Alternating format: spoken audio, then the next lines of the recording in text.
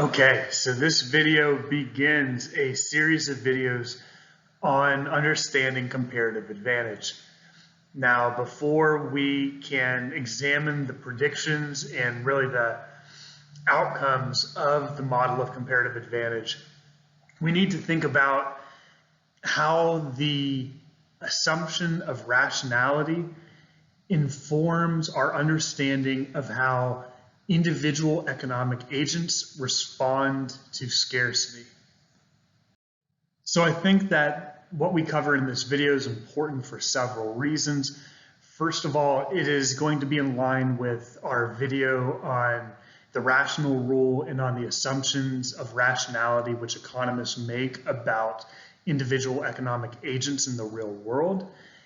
Insofar as that if you understand the concepts in this video, then you can be more aware of the trade-offs which you make in your daily decisions. And this will allow you to make more efficient decisions in your professional career. If you want to think about using economics as a tool for improving the world, and I hope you do, then to understand the best way to the best microeconomic research uses utility theory as kind of the fundamental framework for approaching our understanding of how individual economic agents behave. And to understand utility theory, you're going to need to know what we cover in this video. And finally, as stated in the introduction, what we cover in this video are the building blocks of the model of comparative advantage. And so to fully understand that model, which is required for this class, you need to understand what we cover in this video. So in this video, we are going to introduce the budget constraint and the opportunity set as a way of formalizing our understanding of scarcity. So remember that scarcity implies two parts. The first is wants and needs, and the second is availability. This image is a textbook example. I say that both figuratively and literally. I'm pretty sure this is just from our textbook, of a budget constraint, which is how we conceptualize the limited availability which is inherent to scarcity. This budget constraint then defines which combinations of goods, in this case burgers and bus tickets, in an individual can buy given the limited budget which they have. Now, the set of all possible combinations of the two goods which an individual can buy is given by the opportunity set. And that can be found anywhere under that diagonal line and above the horizontal axis and to the right of the vertical axis. So this opportunity set defines the bundles, the combinations of these two goods, which an individual can purchase. And so we can see that they can purchase 8 bus tickets and 3 burgers, and that point is on their budget constraint. But they can also purchase 8 bus tickets and 1 burger because it falls within their opportunity set underneath the budget constraint. Now, just to return to one of the points which we made when we discussed models in general and economic models in particular, a simplifying assumption here is that we are only considering 2 goods, burgers and bus tickets. And the reason why we do that is because if we want to draw a third good using this graph, it would be a little bit harder. We could draw maybe a 3-dimensional axis, but if we wanted to consider 4 goods, then there's no way we could draw that. Now that said, if we were to look at this with equations, then the math still works no matter how many goods we consider. So it's a simplifying assumption because it allows us to learn some lessons about the real world by abstracting away some complexity, but it doesn't change the actual takeaways, the conclusions, the predictions of the model. Now, the budget is the amount of resources which individual economic agents have and can use to buy other goods or services which they may want. Typically, we think of the budget in terms of money. since this is what we most often use to buy goods and services directly. However, we may also have a budget of other resources, and the best example of a non-monetary budget is time. You have a limited amount of time, 24 hours per day, and you can spend that time doing a variety of activities.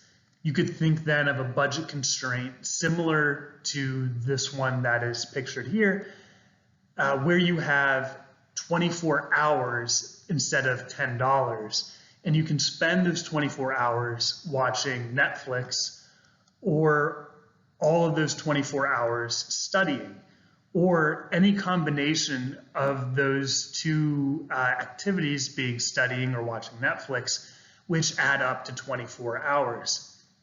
We can then think of a monetary budget.